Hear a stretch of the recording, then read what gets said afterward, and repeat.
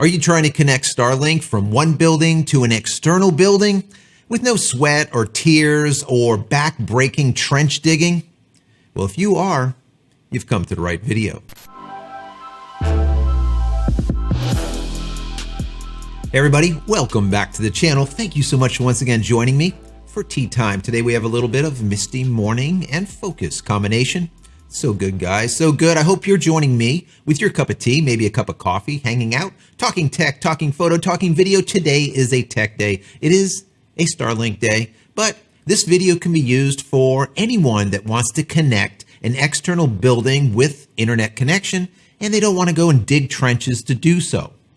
Doesn't matter if it's Starlink or not, but we're focusing this video towards Starlink because that's what I am doing. So I've been writing down questions for quite some time, and one of the questions that I get is like ranked top of the list is how do you get Starlink from your main building to an external building away from your premise? In other words, it could be 100 feet away, it could be 1,000 feet away. How do you get it over there and do it easily? A lot of people that are using Starlink are in a rural environment because that's what Starlink is originally designed for, right?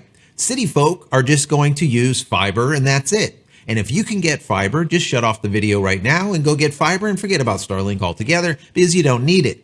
But if you're in a rural environment or if you do not have high-speed internet access, Elon Musk Starlink is probably for you. And it is by far the best satellite-based internet or high-speed internet out there. So it doesn't matter if you have 1 acre or like me, 5 acres, or if you have 10 acres or 20 acres, doesn't make a difference. If you're trying to connect that main building to an external building, this video will show you exactly how to do it. It also doesn't matter if that building is a barn or a stable or an external garage or maybe an external workshop or a pool house or maybe even a mother-in-law house. Whatever it is, getting that signal over there, getting that connection over there is what we're going to deal with today. In an ideal world, maybe your back can handle digging hundreds of feet of trench, or maybe you have access to a friend's ditch witch to dig the ditch for you.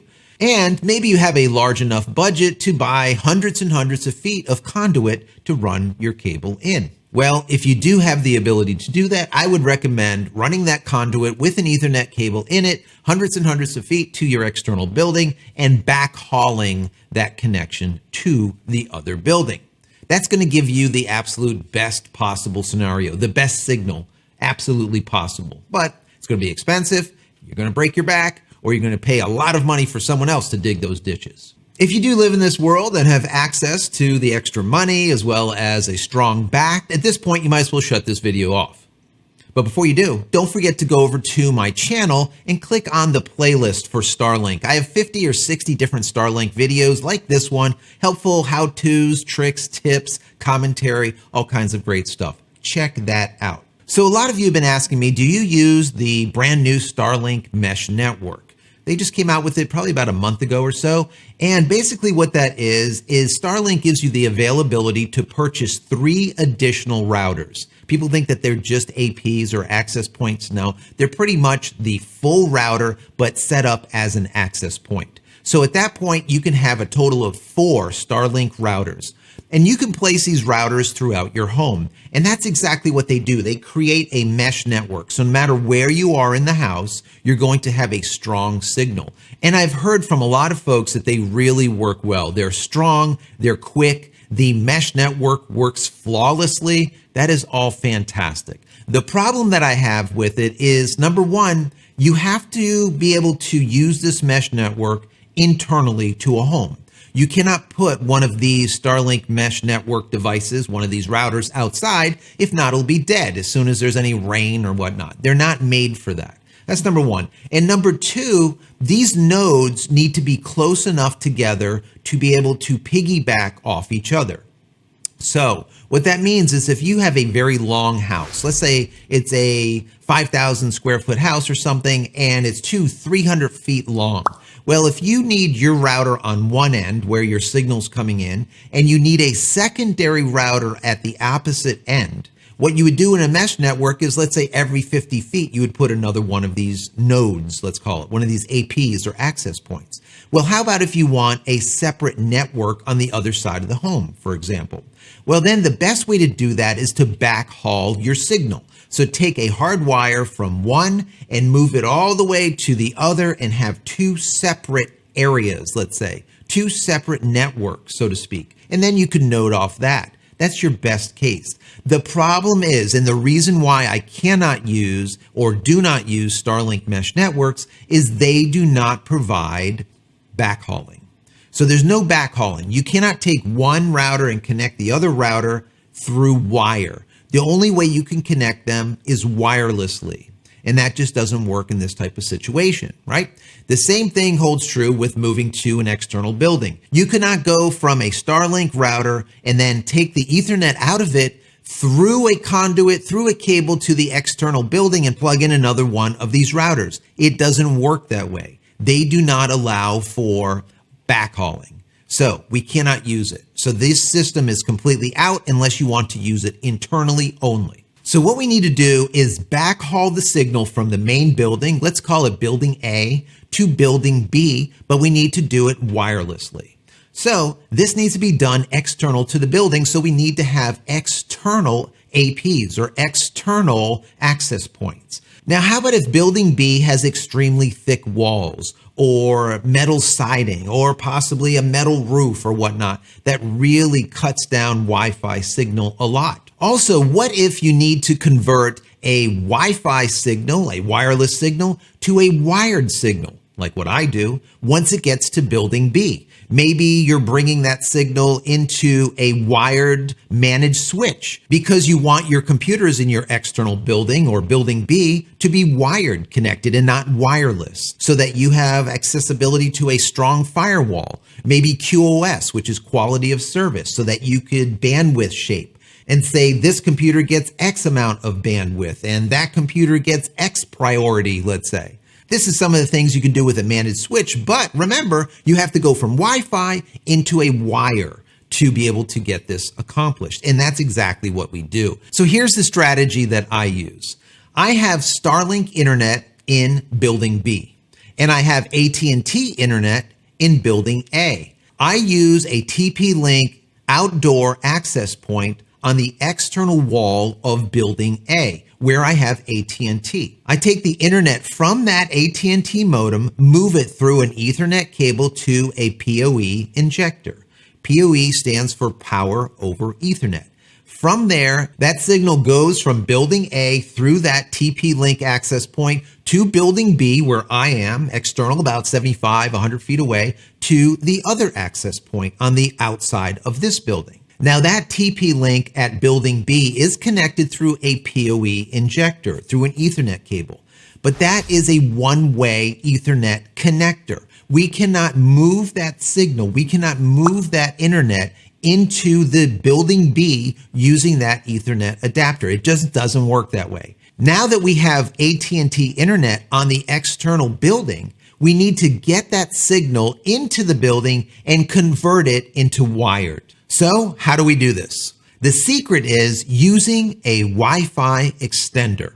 I have extremely thick poured concrete walls, similar to if you have a metal wall or metal siding, metal roofing, anything that really hurts Wi-Fi signal.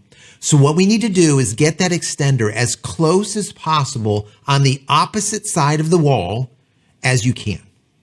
So about 3 feet away from where that location of that AP is on the external side of the wall, there is a jack. And I plug in my TP-Link extender there. So it's only about maybe 3.5 feet away. So the signal is 100% as strong as it can possibly be, even going through a 9-inch, 10-inch concrete wall. So what's important is the TP wireless mesh extender has an Ethernet port on it. So what that does is it takes the Wi-Fi in and then converts it into wired. That is what we need. That is the secret here, guys. So I take an Ethernet cable out of that TP-Link extender and move that directly into my PEP-Link. Now that PEP-Link is what we're using currently as a router. And voila.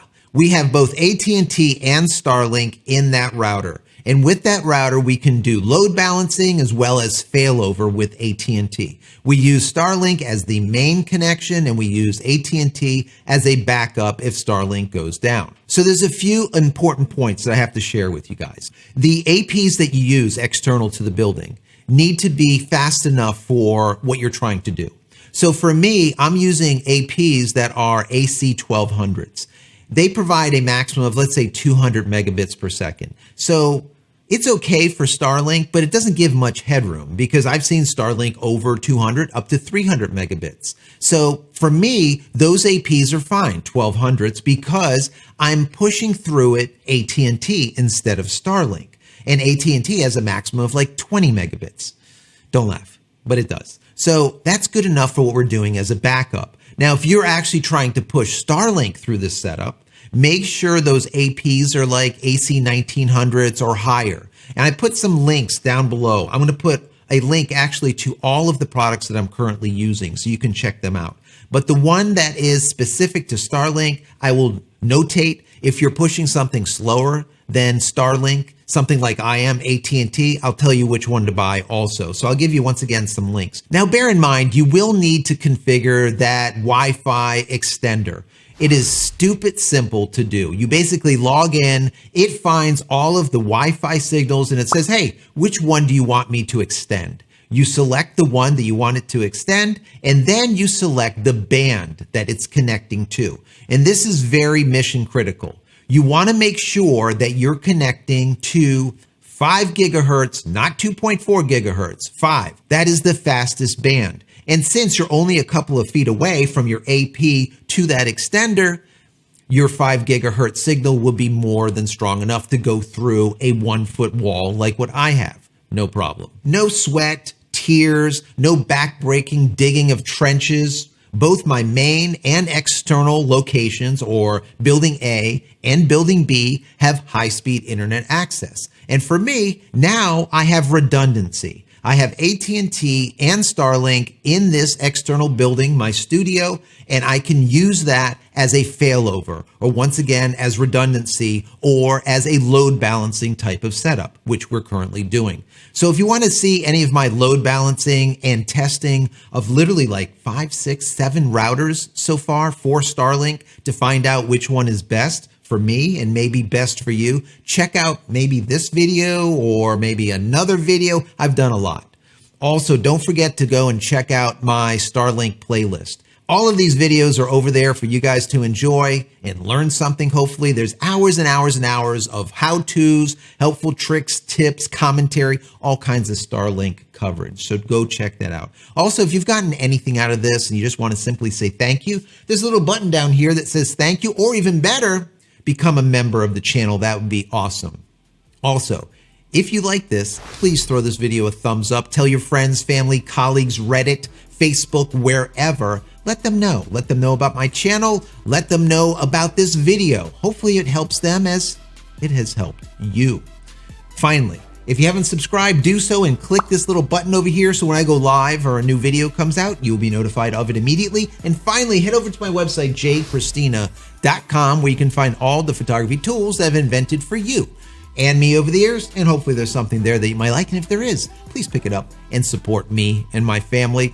That's it, guys. I'm out of here for yet another vlog. Many blessings to you and your family. Stay safe, stay healthy, and we'll see you in the next one. Love you all. Have a great weekend.